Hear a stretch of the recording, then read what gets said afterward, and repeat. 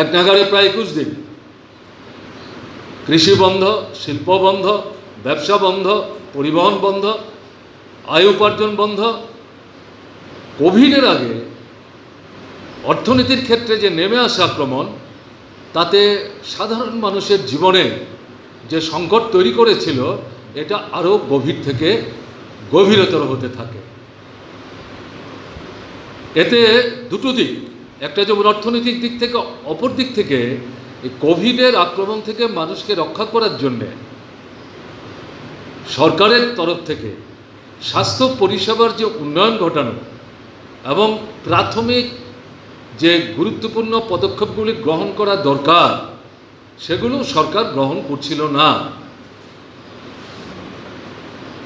এই পরিস্থিতিতে সাধারণ মানুষের নাভিশ্বাস উঠতে শুরু করল। এর মধ্যে সবচেয়ে বেশি আক্রান্ত হলেন পরিযায়ী অংশের মানুষ, যারা নিজ নিজ রাজ্যে কাজ নেই, কাজের সন্ধানে, খাদ্যের সন্ধানে অন্য রাজ্যে যেতে বাধ্য হচ্ছেন এবং সেখানে কলে কারখানায় যারা কাজ করছেন, খুব ব্যতিক্রমী একটা দুটো কলকারখানা বাদ দিলে পর অধিকাংশ ক্ষেত্রে এগুলোর যারা মালিক, বড় বড় পুঁজির মালিক, তারা এই শ্রমিকদের, শ্রমজীবীদের সুরক্ষার কোনো ব্যবস্থা আগেও যেমন করেনি, কোভিডের আক্রমণ নেমে আসার পর কোনো ব্যবস্থা, পদক্ষেপ এটা গ্রহণ করে। যে সমস্ত বাড়িতে লোকরা ভাড়া থাকতেন, মজুরি পাচ্ছে না, কাজ বন্ধ, আয় উপার্জন বন্ধ, ভাড়া দিতে পারছে না, মালিক বাড়ি থেকে বের করে দিচ্ছে, গাছের তলায় আশ্রয় নিতে বাধ্য হচ্ছে। যে কারখানায় কাজ করছিলেন, ব্যবসা প্রতিষ্ঠানে কাজ করছিলেন, এদের যারা মালিক, তারাও সেখানে নজর দেওয়ার চেষ্টা করছে না, বরং উল্টো দিকে আগে 2 মাস 3 মাসের বেতনের পুরোটা যারা পাননি, আংশিক পেয়েছেন, অনাদায়ী যে আংশিক, সেটাও তারা পাচ্ছেন না। এই সময়ে তাদের জন্যে বিশেষ যে পদক্ষেপ গ্রহণ করা দরকার, সেই প্রশ্ন মালিক মহাজনেরা কোনো পদক্ষেপ নিচ্ছেন না। এই পরিস্থিতিতে মানুষ নিজেদের বাড়ি ঘরে ফিরে আসতে বাধ্য হচ্ছেন। আপনারা জানেন এগুলো, হাজার হাজার মানুষ, এবং এদের প্রায় 95 থেকে 98% হচ্ছেন শ্রমজীবী অংশের মানুষ।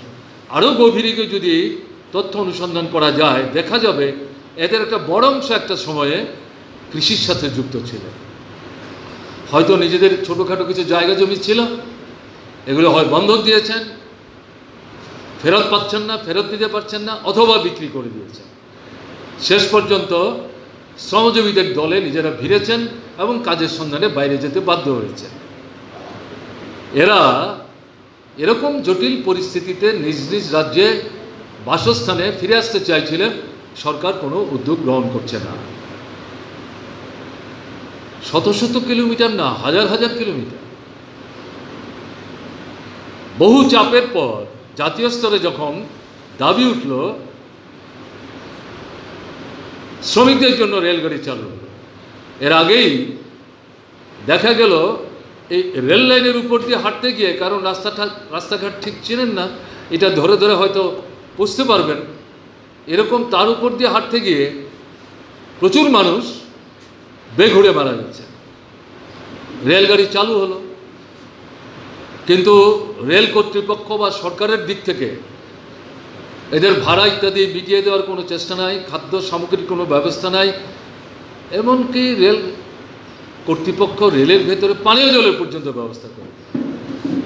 তাতেও রেল গাড়িতেই কয়েকশো এই ধরনের পরিযায়ী অংশের মানুষ বাড়িতে ফিরে আসার পথে সেখানে বেঘুরে প্রাণ দিতে বাধ্য হয়েছে। এরকম একটা জটিল পরিস্থিতি তৈরি হয়েছে। সবাই মিলে দাবি করছেন একটা ইকোনমিক প্যাকেজ চাই।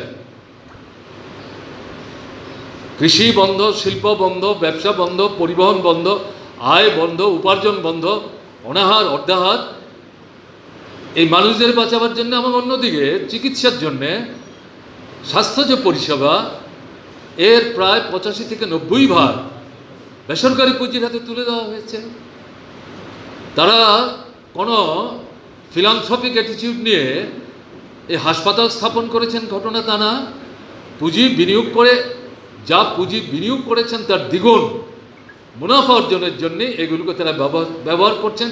ইভেন এই কোভিড পিরিয়ডেও তারা সেই জায়গায় এই স্বাস্থ্য কেন্দ্রগুলোকে যারা বেসরকারি পুঁজি নিয়ন্ত্রণ করছিলেন এগুলোকে ব্যবহার করছিলেন, দোহন করছিলেন। এরকম জায়গায় দাবি উঠল যে স্বাস্থ্য পরিষেবার পরিকাঠামোতে সরকারের আরও গুরুত্বপূর্ণ ভূমিকা নেওয়া দরকার। ডাক্তার, নার্স, প্যারামেডিক্স এই কাজে যারা ভূমিকা নিচ্ছেন তাদের নিরাপত্তার ব্যবস্থা করা দরকার, বিনা খরচে চিকিৎসার ব্যবস্থা করা দরকার। চিকিৎসার জন্যে এই যে পরিকাঠামো তাতে রোগীদের জন্যে একটা স্বাস্থ্যকর পরিবেশ পরিমণ্ডল যাতে হাসপাতালের মধ্যে সৃষ্টি করা যায় তার জন্য ব্যবস্থা নেওয়া দরকার। সরকারের দায়িত্ব এগুলো করা উচিত। দেখা গেল ঢাকঢোল পিটিয়ে 20 লক্ষ কোটি টাকার একটা প্যাকেজ ডিক্লেয়ার করলেন দেশের সেরা সেরা যারা অর্থনীতিবিদ, এমনকি তার মধ্যে এক সময় আমাদের রিজার্ভ ব্যাঙ্ক অফ ইন্ডিয়ার গভর্নর ছিলেন মিস্টার, তিনি এখন আমেরিকাতে আছেন, তারাও সেখানে বক্তব্য রাখলেন, বললেন এই যে 20 লক্ষ কোটি টাকার প্যাকেট আপনারা ডিক্লেয়ার করলেন তাতে তো প্র্যাকটিক্যালি কোভিডে যারা আক্রান্ত হয়েছেন এই স্বাস্থ্য পরিষেবার পরিকাঠামো থেকে শুরু করে তাদেরকে সাহায্যের প্রশ্নে যে সমস্ত লম্বা চড়া কথাবার্তা আপনারা বললেন তাতে তো এই প্যাকেজের 1%-এর বেশি খরচ হবে না। 99% ঘোষিত যে আগের বাজেট, সেই বাজেটের বিভিন্ন কর্মসূচিতে যে টাকা ধরা আছে সেগুলো ঢুকিয়ে দিয়েছেন। আর অধিকাংশ ক্ষেত্রে বড় মাঝারি শিল্পপতি ব্যবসায়ী যারা তারা যাতে স্বল্পহার সুদে ব্যাংক থেকে ঋণ নিতে পারেন তার জন্য কতগুলি ব্যবস্থা করেছেন। কী পরিমাণ ঋণ নেবে তার একটা অঙ্ক সেখানে বসিয়ে দিয়ে 20 লক্ষ কোটি টাকার প্যাকেজ আপনারা উপস্থিত করেছেন। এতে সাধারণ মানুষের কী হবে? 5 দিন সমানে দেশের অর্থমন্ত্রী থরে থরে এই প্যাকেজ ব্যাখ্যা করার চেষ্টা করলেন। আসলে এটা শূন্যগর্ভ আস্ফালন। সাধারণ মানুষ ব্যাপারটা কিন্তু বুঝতে পারল যে এটা কিসের প্যাকেজ, এটা পাল্টান, মানুষকে বাঁচতে সাহায্য করুন এবং নূতন প্যাকেজ হাতে নেওয়ার চেষ্টা করুন এবং কতগুলি কংক্রিট ডিমান্ড সেখানে আনলেন।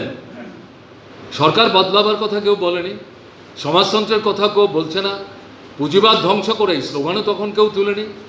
2-3টা দাবি, একটা হচ্ছে যারা ট্যাক্স দেয় না, দিতে হয় না, এই নেটের মধ্যে পড়েন না দেশের আইন অনুযায়ী, এই পরিবারগুলো কোনো আয় উপার্জন নেই, মাসে অন্তত আগামী 6-7 মাসের জন্যে পরিবার পিছু 7,500 করে টাকা দেওয়ার ব্যবস্থা করুন। আর এদেরকে পরিবারে যারা আছেন মাথা পিছু 10 কেজি করে হয় চাল অথবা গম এগুলো দেওয়ার ব্যবস্থা করো আগামী 6-7 মাস বিনা পয়সায়। এবং সরকারের যে গোডাউন আছে তাতে সারা বছর রেশনের দোকান ইত্যাদি চালাবার জন্য স্বল্প মূল্যে যে খাদ্য সামগ্রী দেওয়া হয় তাতে যে চাল গম জমা হয় তার চেয়ে তো অনেক বেশি জমায়েত আছে। ওখান থেকে এই সময়ে যদি এই মানুষদেরকে এই সাহায্যটা করা হয় মানুষগুলি বেঁচে যাবে, দেশ তো মানুষের জন্য। এই পরিস্থিতিতে দাঁড়িয়ে দেখা গেল আমাদের দেশের সরকার কর্ণপাত করলেন না। দাবি করা হলো রেগার কাজ বাড়াও, শহরে রেগার মতো কাজ হোক। ত্রিপুরায় টুয়েপ আছে, ভারতবর্ষের অন্য জায়গায় টুয়েপ নাই। কাজেই দাবি উঠল এই গ্রামের রেগার মতো শহরে রেগা চালু করো, নতুন করে দরকার হলে আইন করো। গ্রাম এবং শহরের মাঝামাঝি যে জায়গা আছে এই জায়গাগুলোতে এই কর্মসূচি চালু করার চেষ্টা করো। এবং বহুদিন পর, প্রথম দিকে আমরা যখন কলেজে পড়তাম এই স্লোগান আমরা দিতাম, কিন্তু পরবর্তী সময়ে এই স্লোগানটা আমরা খুব একটা পার্শ্ব করলাম না। কিন্তু এখন গিয়ে দেখা গেলো এই স্লোগান প্রায় সবাই দিতে শুরু করলেন বেকার ছেলে মেয়ে যারা, তাদেরকে এই সময়ে বেকার ভাতা দেওয়ার ব্যবস্থা করে, না হলে পরিবার অভুক্ত থেকে মৃত্যু মুখে পতিত হতে বাধ্য হবে। মূলত এই ছিল কয়েকটা দাবি।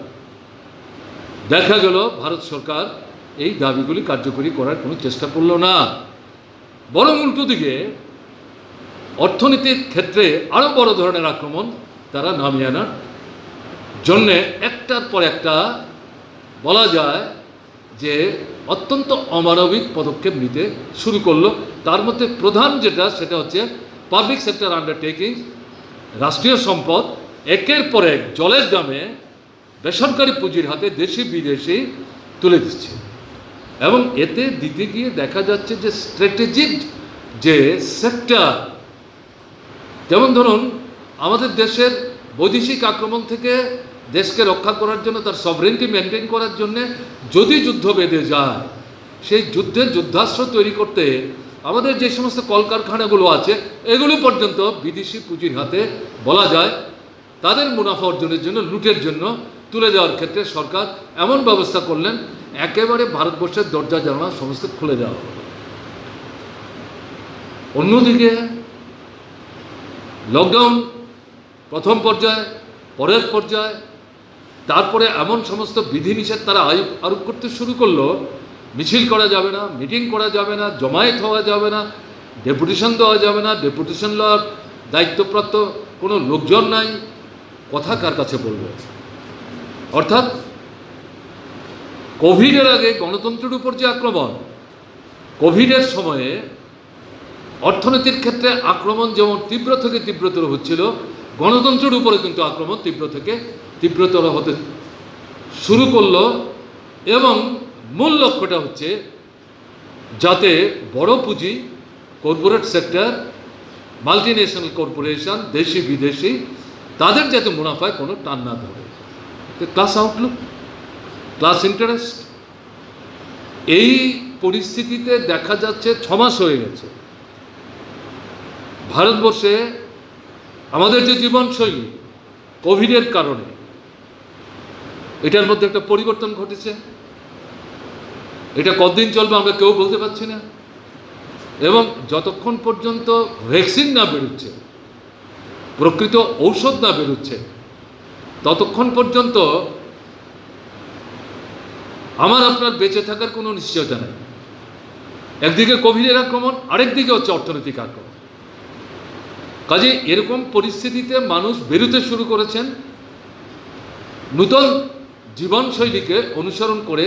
তাতে করে গিয়ে দেখা যাচ্ছে সরকার বুঝতে পারছে মানুষকে তো আটকে রাখা যাচ্ছে না। কোভিডের আগে আমরা যেভাবে চেষ্টা করেছিলাম, প্রথম দিকে মানুষ একটু দ্বন্দ্ব হয়েছিলেন, বুঝবার চেষ্টা করেছিলেন, কিন্তু আস্তে আস্তে যখন সময়ের পরিবর্তন ঘটতে শুরু করলো, মানুষ বুঝতে পারলেন এই সরকার আমাদের দিকে মুখ তুলে তাকাবে না।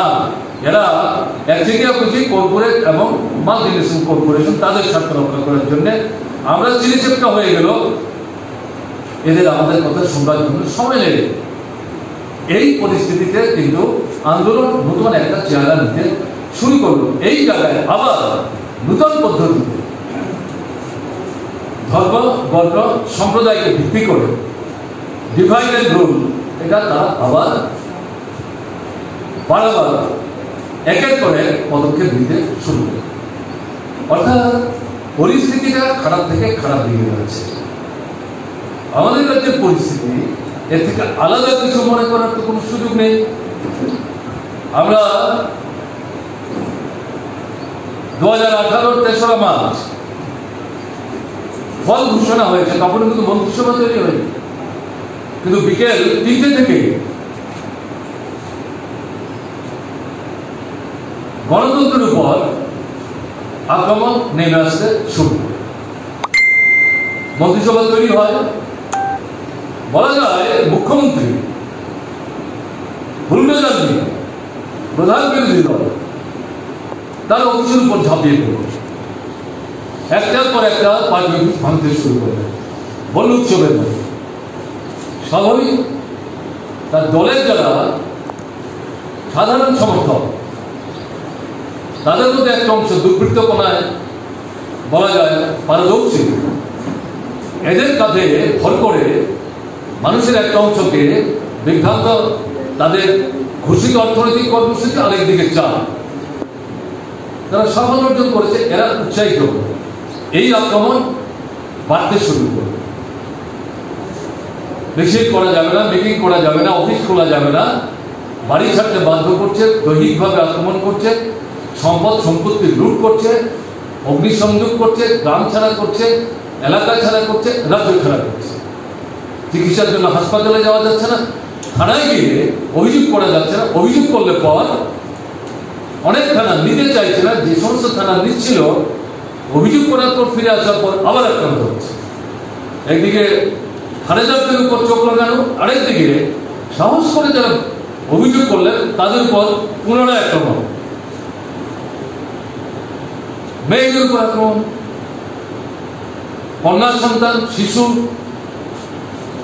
যেখানে সেখানে যখন তখন, এটা অভাবনীয় একটা পরিস্থিতি তৈরি হয়েছে। পরে গিয়ে আমরা বুঝলাম শুরু থেকে এই যে আক্রমণটা, এটার মূল কারণটা নিহিত তাদের দেওয়া যে প্রতিশ্রুতি অর্থনৈতিক 299টার কথা আমি বলছি না, যে 10টা ফোকাল পয়েন্ট, তাতে যে বিষয়গুলি যারা সামনে রেখে মানুষকে বিভ্রান্ত করেছেন, এতে মধ্যবিত্ত শিক্ষক, ক্যাডারি কর্মচারী, আমাদের মধ্যবিত্ত পরিবারের ছেলেরা মেয়েরা, যারা বেকার ছেলে মেয়ে, তাদের থেকে শুরু করে গরিব অংশের মানুষ যারা রেগার কাজ, টুয়েবের কাজের সাথে যুক্ত, অর্থনৈতিক যে প্যাকেজটা উপস্থিত করলো, এটা ঘোষণার জন্য আমরা মানুষকে বোঝাবার চেষ্টা করেছিলাম, কিন্তু মানুষ তখন আমাদের বক্তব্য গ্রহণ করেননি। কারণ ত্রিপুরায় দূর থেকে শুনেছেন বিজেপি সরকারের জনবিরোধী ভূমিকা, কিন্তু প্রত্যক্ষ চাক্ষুষ করার কোনো অভিজ্ঞতা নাই। ফলে আমাদের বক্তৃতার উপর, বিশ্লেষণের উপর আস্থা রাখতে পারেন, দেখিনি একবার পরিবর্তন, হয়তো আরো ভালো হবে, কিন্তু এটা তারা করতে পারে না। তাহলে কেন্দ্রীয় সরকারই করতো, তাদের শাসিত বিভিন্ন রাজ্যের যে সরকারগুলি তারাই করতো, ওখানেই তো তারা করছে না। ত্রিপুরায় তারা কি করে করবে? যে সমস্ত ঘোষণাগুলি দিল, এগুলো বাস্তবিক করতে গেলে পরে এটা ভারতবর্ষের অন্য রাজ্যের সঙ্গে মিলবে না, এবং এটা করতে গেলে পরে অন্য রাজ্যগুলি এই দাবিগুলি তুলতে শুরু করবে। কি করে কেন্দ্রীয় সরকার এটা মোকাবেলা করবে? এগুলো সমস্ত মিথ্যা প্রতিশ্রুতি। বুঝলো কি বিভ্রান্ত হবেন না, ঠকবেন, মানুষ শুনতে রাজি হয়। কিন্তু এটা সঙ্গে সঙ্গেই ঘটতে শুরু করলো। দেখা গেল যে এই প্রতিশ্রুতিগুলি একেবারে উল্টো দিকে তারা চলতে শুরু করলেন, এবং মানুষ প্রতিবাদ করবে, সংগঠিত হবে, বামপন্থীরা বসে থাকবে না, রাস্তায় নেমে আসবে। কাজে প্রথমেই আক্রমণটা শুরু করলো গণতন্ত্র, পরবর্তী সময়ে অর্থনীতির উপর আক্রমণ। কাজ নাই, রোজগার নাই, অর্ধাহার, অনাহার, মৃত্যু, সন্তান বিক্রি, রাজ্যান্তরিত হওয়া, বিশেষ করে উপজাতি অধ্যুষিত এলাকায় একটা অস্বাভাবিক পরিস্থিতি কোভিডের আগেই কিন্তু আমরা ত্রিপুরায় লক্ষ্য করেছি। শুধু ঘোষণা, বিজ্ঞাপন, বাস্তবের সঙ্গে তার কোন মিল নেই। কোভিডের আক্রমণের পর সারা দেশে যে পরিস্থিতি, ত্রিপুরায় আলাদা রকম কিছু হবে মনে করার কারণ নেই। কোভিডের আগে আমাদের রাজ্যের যে পরিস্থিতি, এটা আরো ঘোরালো, একটা কঠিন পরিস্থিতিতে ত্রিপুরাকে ঠেলে দেওয়া, শুনবার কেউ নেই।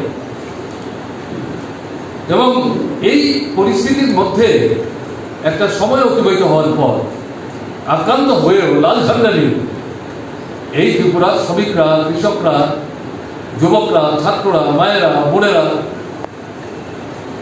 তারা রাস্তায় নেমে আসতে শুরু করবে।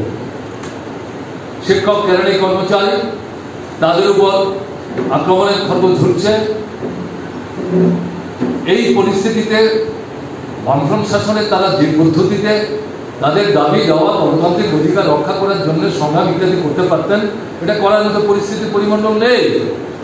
কিন্তু তার মধ্যেও তারা তাদের মতো করে এই আক্রমণের বিরুদ্ধে কথা বলবার চেষ্টা করছিলেন, প্রতিবাদ জানাবার চেষ্টা করছিলেন। এরকম অবস্থার মধ্যে দাঁড়িয়ে যেটা দেখা যাচ্ছে, কোভিডের আগে যে গণতান্ত্রিক অধিকারগুলোর উপর আক্রমণ, এটা আরো তীব্রভাবে নেমে আসতে শুরু করলো ফ্যাসিস্টিক অ্যাটাক। তো এই যে পরিস্থিতিটা চলছে, এই অ্যাটাকটা এখন কোথায় যাচ্ছে আমরা যেটা লক্ষ্য করছি,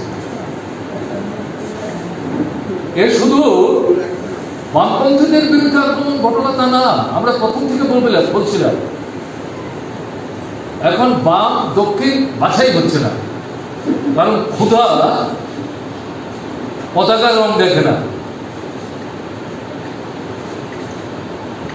দল খুঁজে না, বেঁচে থাকতে চায় মানুষ, ফলে মানুষ বেরোতে শুরু করছেন। এই পরিস্থিতিতে তারা বুঝতে পারছেন যে এগুলো করতে দেওয়া যায়। আক্রমণ যেমন বাড়ছে, ভোটের আগে আমাদের রাজ্যে মিডিয়া যারা উদ্বাহ নৃত্য করে বামফ্রন্ট সরকারের বিরুদ্ধে মানুষকে বিভ্রান্ত করবার জন্য শাসক বিজেপি জোটের পক্ষে দিবারাত্র পরিশ্রম করেছে, তাদের কাছেও যখন সাধারণ মানুষ প্রশ্ন করতে শুরু করলেন আমাদের জীবন যন্ত্রণার কথা কোথায় আপনাদের পত্রিকা, তারা বুঝতে পারলেন দাঁড়াতে পারবেন না। তারাও সেখানে কিন্তু এই সমস্ত তথ্যাদি যতটা সম্ভব কাটছাট করে লুকিয়ে ছাপিয়ে দিতে শুরু করলেন, এবং কিছু কিছু ক্ষেত্রে অমানবিক যে সমস্ত কাণ্ড কারখানা সেগুলোর বিরুদ্ধে তারা একটু প্রতিবাদ করবার চেষ্টা যখন নিতে শুরু করলেন, দেখা গেল তাদের বিরুদ্ধে আর কেউ না, মুখ্যমন্ত্রী নিজে প্রকাশ্যে জনগণের সামনে দাঁড়িয়ে চোখ রাঙিয়ে হুমকি দিয়ে দেখে নেবেন। এবং মুখ্যমন্ত্রীর এই ঘোষণা 2 থেকে 3 দিনের ব্যবধানে একের পর এক সাংবাদিক ভারতবর্ষের ত্রিপুরা বিভিন্ন রাজ্যে দৈহিকভাবে শাসক দলের দুর্বৃত্তদের হাতে আক্রান্ত হতে শুরু করল। আপনারা জানেন, এখন আপনারা যারা আইনজীবী, এটা ঠিক আপনাদের পেশা, কিন্তু আপনাদের মধ্যে সবাই পেশার কারণে নৈতিক সামাজিক যে দায়িত্ব, গণতান্ত্রিক যে দায়িত্ব, এই দায়িত্ব সম্পর্কে বিস্মৃত না। তারা মনে করেন একদিকে এটা আমাদের বেঁচে থাকার জন্য পেশা, এটার মধ্য দিয়ে আমার আয় উপার্জন হয়, পরিবার প্রতিপালন করি, কিন্তু আরেকদিকে সমাজের প্রতি আমার একটা দায়বদ্ধতা আছে, সংবিধানের প্রতি আমাদের একটা দায়বদ্ধতা আছে। এরকম ভাবনা চিন্তা নিয়ে আপনারা যারা চলেন, এই তীব্র আক্রমণের মুখে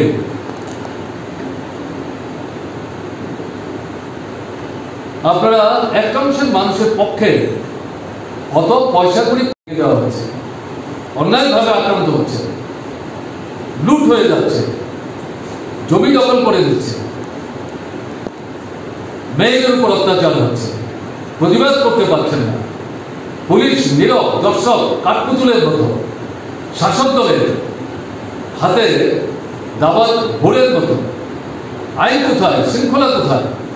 আমরা আগে যেটা শুনতাম যে যদি প্রলয়ও নেমে আসে, আইনের যে নিরপেক্ষতা, বিচার ব্যবস্থার যে নিরপেক্ষতা, এটা রক্ষা করতে হবে। এগুলো শুনতে খুব ভালো লাগতো, কিন্তু এখন যেটা দেখা যাচ্ছে এগুলি কিছুই রক্ষিত হচ্ছে না। এগুলো নিয়ে যখন আপনারা দাঁড়াবার চেষ্টা করছেন, এবং যাদের বড় অংশটা আজকে যারা সম্মেলনে এখানে মিলিত হয়েছেন, যে সংগঠনের পতাকা তোলে, এই সংগঠনের পতাকা তোলে আপনারা সমবেত, আপনারা আক্রান্ত হয়ে যাচ্ছেন একের পরে। এবং আমি দেখছিলাম গত পরশুদিন আপনাদের সংগঠনের সর্বভারতীয় কমিটির অন্যতম নেতা তার সঙ্গীয় বন্ধুদের নিয়ে, সংবাদপত্রের বন্ধুদের সঙ্গে বসে সাংবাদিক সম্মেলন করে প্রশ্ন করছেন কি চলছে, কোন রাজত্বে আমরা আছি। এবং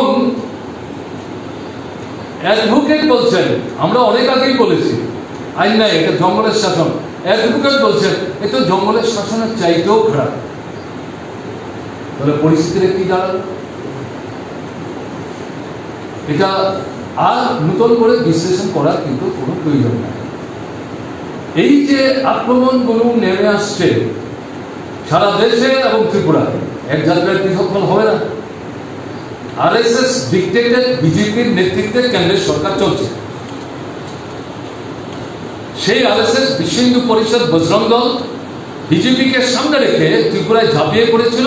প্রধানমন্ত্রী থেকে শুরু করে কেউ বাদ যাবে। ছোট্ট একটা রাজ্য বামপন্থীরা চালাচ্ছিল, দেশের সামনে বিকল্পের দিশা দেখাবার চেষ্টা করছিল, সব মানুষের জীবনের সমস্যার সমাধান করে দিয়েছিল, এই দাবি তারা করে নেই। কিন্তু একটা বিকল্প পথের সন্ধান দিচ্ছিল, ঝাঁপিয়ে পড়ে এটাকে তারা দখল করেছে। এবং সারা দেশে যে নীতি, এই নীতি ত্রিপুরাতে তারা কন্টিনিউ করার চেষ্টা করছে। এবং বিশেষ করে আমি যেটা বলবো, গণতন্ত্রের উপর যে আক্রমণ, সিভিল লিবার্টিজের উপর, নাগরিক স্বাধীনতার উপর যে আক্রমণ, এটা গণতন্ত্র থেকে আলাদা না। শোষিত, বঞ্চিত, নির্যাতিত মানুষ তাদের দিক থেকে আসে না, আমি আগেই বলেছি রাষ্ট্রের দিক থেকে আসে। শ্রেণী বিভক্ত সমাজে রাষ্ট্র যদি নিয়ন্ত্রণ করেন শোষকদের স্বার্থের প্রহরীরা, তাদের দিক থেকে আসে। এটা কিন্তু তাদের শক্তি না, দুর্বলতার ব্যাপার। অর্থাৎ জনগণের মধ্যে তাদের যে গ্রহণযোগ্যতা, এটা ক্রমশ তলানিতে যাচ্ছে। মানুষ এই সরকারটার উপর আস্থা বিশ্বাস রাখতে পারছে না। উল্টো দিক থেকে শাসক গোষ্ঠী শোষকদের স্বার্থের প্রতিনিধিত্ব যারা করছেন রাষ্ট্র ক্ষমতাকে দখল করে, তারাও জনগণের উপর আস্থা রাখতে পারছেন না। তারাও বুঝতে পারছেন যে আমরা চাইলেই যেমন খুশি তেমন মানুষকে আমরা চালাতে পারবো না। কাজে এই পরিস্থিতিতে এই গণতন্ত্রের উপর যে আক্রমণ, সিভিল লিবার্টিজের উপর যে আক্রমণ, এটা কিন্তু আমাদের উপলব্ধি করতে হবে। এবং এই আক্রমণটার মূল হচ্ছে বড় বড় পুঁজিপতি, যাদের কথা বলছি বারবার, পুঁজিবাদী ব্যবস্থা, তার যে সর্বোচ্চ পর্যায়ে হচ্ছে সাম্রাজ্যবাদ, তার সবচেয়ে ঘৃণ্য চেহারা হচ্ছে ফেসিবাদ।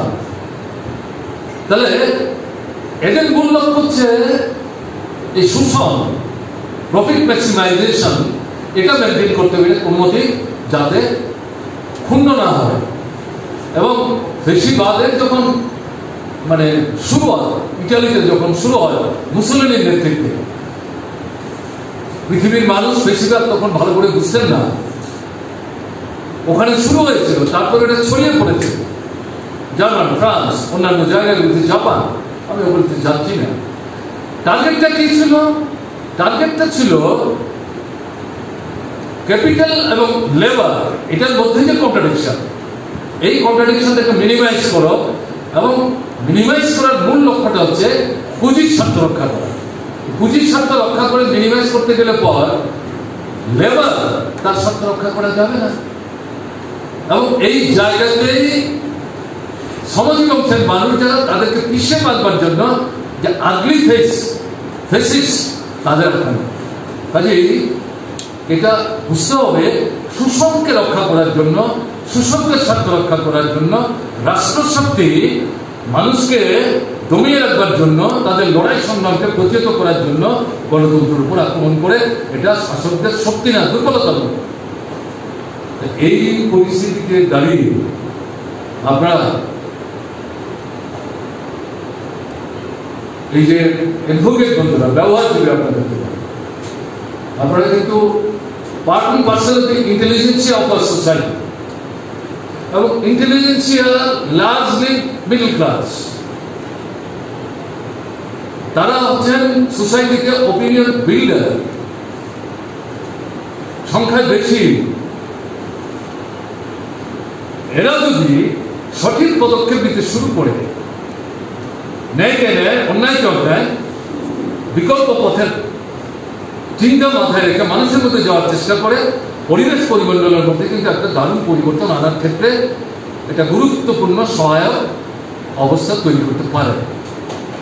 কাজে এরকম একটা জায়গায় দাঁড়িয়ে আজকে আপনারা সম্মেলনে মিলিত হয়েছেন, নিশ্চয়ই এখানে একটা কমিটি তৈরি করবেন, একজন প্রেসিডেন্ট হবেন, সেক্রেটারি হবেন, কিছু অফিস বেয়ারার হবেন, কিছু নতুন লোক যুক্ত হবেন, একটা কমিটি তৈরি করে চলে যাবেন, দু চারটা প্রস্তাব পাস করে, তা যদি মনে করেন তাহলে কিন্তু আজকের পরিস্থিতিতে এই সম্মেলন তার গুরুত্ব হবে। এই কারণে যে বিষয়টা সংক্ষিপ্ত পরিসরে আপনাদের সামনে উপস্থিত করে আমি আমার কনক্লুশন ড্র করার আগে যেটা বলবো, আমার যা মনে হয়েছে, আমার সীমাবদ্ধ বিবেচনা বুদ্ধির উপর দাঁড়িয়ে বলছি, দুটো কাজ আপনাদের সামনে এই মুহূর্তে প্রধান হয়ে এসে দাঁড়িয়েছে। একটা কি? একটা হচ্ছে আমাদের সংবিধানের যে মূল ভিত্তিটা, তাতে প্রিয়াম্বলের মধ্যে বলা আছে সভরেন ডেমোক্রেটিক রিপাবলিক, পরে যুক্ত হয়েছে সিঙ্গুলার এবং সোশ্যালিস্ট।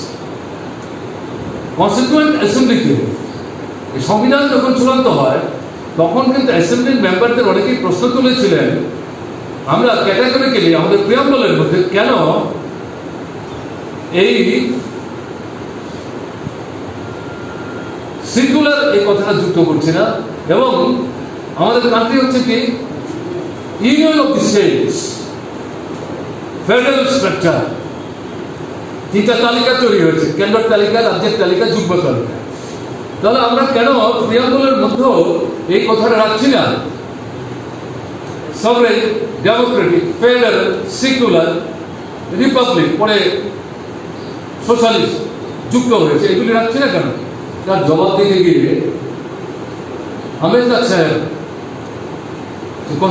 কনস্টিটিউয়েন্ট অ্যাসেম্বলিতে বলেছিলেন, আমাদের হোল কনস্টিটিউশনটা যদি এক্সপ্লেন করে না, উপলব্ধি করার চেষ্টা করবে, এটা রন্ধে রন্ধে এই যে আমরা যেটা বলছি ফেডারেল স্ট্রাকচার, এটাই তো এটার মধ্যে অন্তর্ভুক্ত।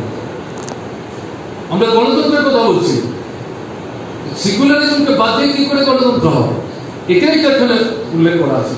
গণতন্ত্রের মূল কথা আমরা যেটা হচ্ছে ইকুয়াল রাইটস, এবং ইকুয়াল রাইটস এর ক্ষেত্রে বলা হচ্ছে ধনী দরিদ্রের প্রশ্ন নাই, এবং ইকুয়াল রাইটস এর এসিড টেস্ট হচ্ছে একটা সোসাইটিতে যারা মাইনরিটিস তাদের প্রোটেকশন, উইমেন তারা সমান অধিকার ভোগ করছে কিনা, এবং সমাজের সবচেয়ে পেছনে পড়া অংশের মানুষ, আমাদের এই বর্ণবাদ এখানে যাদেরকে দলিত বলছে, উপজাতি, তফসিলি, এই সমস্ত অংশের মানুষ, তাদের প্রতি উপযুক্ত বিচার হচ্ছে কিনা, এই বিষয়গুলো আমাদের সংবিধানে নাগরিক অধিকার, নির্দেশাত্মক নীতি, সর্বত্র ব্যাপারটা ছড়িয়ে আছে এবং বেই হচ্ছে। আমাদের দেশের গণতন্ত্রের বেসটা হচ্ছে সংসদীয় গণতন্ত্র, বেডরক। সংসদীয় গণতন্ত্রের মূল ব্যাপারটা হচ্ছে নির্বাচন। কাজে এই জায়গাটায় দাঁড়িয়ে বুঝাবার চেষ্টা করেছেন, এগুলো নতুন করে লেখার তো কিছু দরকার নেই, তাহলে প্রিয়াম্বল থাকবে না, এটাই তো আবার আরেকটা চ্যাপ্টার হয়ে যাবে, দরকার নেই, অ্যাকসেপ্ট করেছে। এখন কি আমরা কি লক্ষ্য করছি, গোটা জিনিসটা আন্ডার সিভিয়ার সংবিধানে আক্রান্ত হয়ে যাচ্ছে। কাজে এই পরিস্থিতিতে দাঁড়িয়ে বিস্তৃত বলার সুযোগ নেই। আপনাদের কাছে যেটা আমাদের আবেদন, পেশা পরিবার প্রতিপালন করতে হবে, আয় রোজগারের প্রশ্ন আছে, আপনার ছেলে মেয়ে আছে, তাদের ভবিষ্যৎ নিয়ে আপনি স্বপ্ন দেখেন, তার জন্য পয়সা খরচ করতে হবে। প্রতিদিন বিনা পয়সায় কোর্টে কাছারিতে মামলা করে যাবেন, বাড়িতে গিয়ে খাবেন না, মা বাবা অপেক্ষা করবেন, রোজগারের দরকার আছে। এটা যেমন একদিক, কিন্তু মূলত এই যে আমাদের দেশের সংবিধান, তাতে যে গণতন্ত্র, তাতে যে সিকুলার প্রিন্সিপালস, তাতে যে ইকুয়াল রাইটস, তাতে যে protection of the rights of the minorities, যেটা হচ্ছে এসিড টেস্ট, এগুলো আক্রান্ত হচ্ছে দেশে এবং ত্রিপুরা। অত্যন্ত বলা যায় বর্বরিত কায়দা, এটার বিরুদ্ধে রুখে দাঁড়ানো ছাড়া কোনো বিকল্প নাই। এটা বাদ দিয়ে আপনি নিজেকে ডেমোক্রেট বলে দাবি যদি করেন, মানুষ গ্রহণ করবে। আপনাদের সংগঠনে যখন গোড়াপত্তন হয়, প্রথম নামই ছিল ডেমোক্রেটিক লয়ার্স অ্যাসোসিয়েশন। তাহলে এই যে মূল যে কনসেপ্টটা, তার যে দূরদর্শিতা নিয়ে তার গোড়াপত্তন যারা করেছিলেন জাতীয় স্তরের সংগঠনে, সেই সময় অনেকের কাছে মনে হয়েছে লয়ার্সটার মধ্যে আবার ডেমোক্রেটিক শব্দটা লেখার কি দরকার আছে, কিন্তু আজকে উপলব্ধি করছেন yes you have started act in a proper manner. আপনারা বিশেষ করে গণতান্ত্রিক এই যে আপনাদের সংগঠন, এই সংগঠনের যারা কর্মী নূতন বদ্ধ এবং পুরনো, তারা ধারাবার চেষ্টা করছে। এই যে ধারা, এটা কিন্তু চলে না, এটা রাখতে গিয়ে আপনারা আক্রান্ত হচ্ছেন। যদি বন্ধ করে দেন আক্রমণ থাকবে না, আক্রমণ থাকবে না। কেন থাকবে না? সংকট থেকে তো এই পুঁজিবাদী ব্যবস্থা পরিত্রাণ পাবে না, এটা তো আরো তীব্র তীক্ষ্ণ হবে। আপনি চুপ করে যাবেন, সাধারণ মানুষ চুপ করবে না, সে প্রতিবাদে সোচ্চার হবে, বেরিয়ে আসবে। আমি বলছি ত্রিপুরা আগরতলা গত 15 দিনের চেহারাটা দেখুন তো, মিলান তো 6 মাস আগের সঙ্গে আগরতলাকে ত্রিপুরাকে। আমরা যা ভাবছি তার থেকে বেশি মানুষ বেরিয়ে আসছেন, নূতন মানুষ বেরিয়ে আসছেন, নূতন চেহারার মানুষ বেরিয়ে আসছেন। পুলিশ পারছে না আটকাতে, একটার পর একটা ব্যারিকেড ভাঙছে, সমস্ত তসনস করে দিয়ে এগিয়ে চলেছে মানুষ। পুলিশও এই জায়গাটাতে লক্ষ্য করলে দেখা যাবে, আগে যেমন আক্রমণমুখী ছিল, এরা মধ্যবিত্ত পরিবারের ছেলে, কৃষকের ঘরের সন্তান, শ্রমিকের ঘরের সন্তান। এরাও বুঝতে পারছে কার মাথায় আমি লাঠি মারতে যাচ্ছি, এটা আমার ঘরের সন্তান শুনতে হবে। আমি তো ঘরে গেলে পরে তারা যে স্লোগানগুলি নিয়ে এই আন্দোলন করছে, ঘরে গেলে তো এই কথাগুলোই আমার শুনতে হবে। কাজেই নির্দেশের দাস, উপায় নাই, কিছু পদক্ষেপ নিতে হয়, কিন্তু সেইভাবে যে একটা জিঘাংসা বৃত্তির চরিতার্থ করা, এই জায়গাটার মধ্যে কিন্তু প্রাণ ধরতে শুরু করেছে। এই জায়গাটায় দাঁড়িয়ে আপনাদের কাছে যেটা আবেদন থাকবে, এই যে ভূমিকাটা আপনারা নিচ্ছেন, এটা বাড়াতে হবে। শুধু আগরতলা, ত্রিপুরার যে সমস্ত মহকুমাতে আপনাদের এই কোর্ট কাছারি আছে, আপনাদের সঙ্গের বন্ধুরা যারা আছেন, তারা তো নিশ্চয়ই এখন যদি ভূমিকা নেন, উদার দৃষ্টিভঙ্গি যদি নেন, বন্ধু বারবার যদি চেষ্টা করেন, অনেক নতুন বন্ধু আপনি পাবেন। এখন পতাকার রং দেখার কোনো দরকার নেই। এই জায়গায় ওয়াইড অ্যাপ্রোচ আপনাদের নেওয়ার দরকার আছে। This is very very important. একদিকে পেশা, আরেকদিকে নৈতিক দায়িত্ব, সামাজিক দায়িত্ব। সংবিধান রক্ষা করতে, সংবিধানের মধ্যে সমস্ত বিষয়গুলি অন্তর্ভুক্ত। দ্বিতীয় যেটা বলবো, শুধু কোর্ট কাছারির মধ্যে ডেমোক্রেটিক রাইট, সিভিল লিবার্টিস, এগুলো রক্ষা করার জন্য আপনি কারোর পক্ষে দাঁড়িয়ে বিনা পয়সায় মামলা করছেন, যদি মনে করেন এটাই আমার দায়িত্ব, এটাই শেষ, এটার মধ্য দিয়েই সমস্যার সমাধান হবে, তাহলে ভুল করবেন। পেটের ক্ষুধার বিরুদ্ধে করার জন্য, মানুষের যে লড়াই, মানুষের যে সংগ্রাম, অস্তিত্বের যে সংগ্রাম, এর জন্য যে লড়াই, এই লড়াই থেকে আমি ব্যবহারজীবী, বুদ্ধিজীবী, অ্যাডভোকেট, আমার কাজ শুধু কোর্টের কাছারিতে, আমি এর বাইরে কিছু ভাববো না, তাহলে কিন্তু ভুল করবো। আপনাকে রাস্তায় এসছে এই যে দাবি দেওয়া, এগুলি তো উঠছে, আপনি ঘরে গেলে আপনি আপনার ঘরেও কিন্তু এই প্রসঙ্গগুলির সম্মুখীন আপনি হচ্ছেন। এর পরিপ্রেক্ষিতে আপনাকেও কিন্তু অ্যাক্টিভ রোল প্লে করতে হবে। আপনি কিভাবে করবেন, আপনার এই সংগঠনের মঞ্চ থেকে আপনি ঠিক করবেন। কালো কোট পরে বেরোবেন, না কোর্টে রেখে অন্যরা যারা বেরোচ্ছে তাদের সঙ্গে হাত মিলিয়ে, কাঁধে কাঁধ মিলিয়ে সমান কণ্ঠস্বর উচিত, সেই স্লোগান আপনিও প্রতিধ্বনিত করবেন, না আলাদা করে আপনি করবেন, আপনারা ঠিক করবেন। কিন্তু এটা ছাড়া কোনো রাস্তা নেই। বাইরের এই যে লড়াইটা, এটা কিন্তু কোর্টকে প্রভাবিত করবে, আর কোর্টের ভেতরে আপনার যে ভূমিকা, বাইরের যে লড়াইটা, এই লড়াইটাকে উৎসাহিত করবে, অনুপ্রাণিত করবে, এবং এই দুটির যে সম্মেলন, এটা পরিস্থিতির মধ্যে পরিবর্তন আনতে সাহায্য করবে। কাজে আপনাদের কাছে আমার আবেদন থাকবে, সংক্ষিপ্ত পরিসরের এই আলোচনার মধ্যে এই দুটো দায়িত্ব সামনের দিনে আপনাকে গ্রহণ করতে হবে। এবং এটা উৎসাহজনক যে এই তীব্র তীক্ষ্ণ ফেসিবাদী আক্রমণের মুখে মূলত যে আক্রমণটা প্রথমত কেন্দ্রীভূত করবার চেষ্টা করেছিল মার্ক্সবাদী কমিউনিস্ট পার্টির বিরুদ্ধে, প্রধান প্রতিবাদীকে কণ্ঠস্বর স্তব্ধ করার জন্য মিথ্যা মামলা বাদল চৌধুরীর বিরুদ্ধে, নারায়ণ করের বিরুদ্ধে, আগরতলায় যেভাবে আপনারা ঝাঁপিয়ে পড়েছেন, আপনারা নিজেরাও প্রত্যাশা করেননি। যখন বামফ্রন্ট সরকার ছিল, এইভাবে এত লোককে একসাথে করে একটা মামলা ঝাঁপিয়ে পড়া,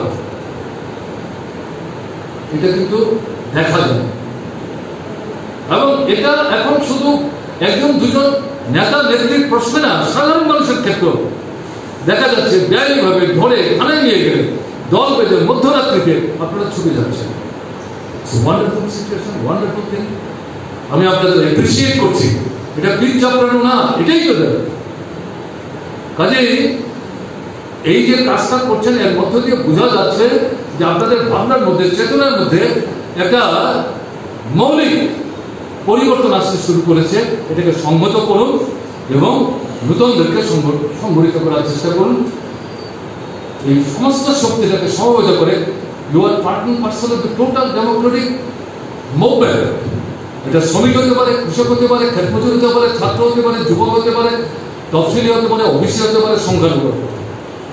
এই সবার সঙ্গে মিলিয়ে আপনি আপনার মতো করে এই যে দায়িত্বটা, এই দায়িত্বটা আপনাদের পালন করতে হবে। আমাদের বিশ্বাস সামনের দিনে এই সংগঠনের পতাকা কাঁধে নিয়ে আপনারা আরো বড় দায়িত্ব প্রতিপালনের জন্য যোগ্য ভূমিকা নেবেন।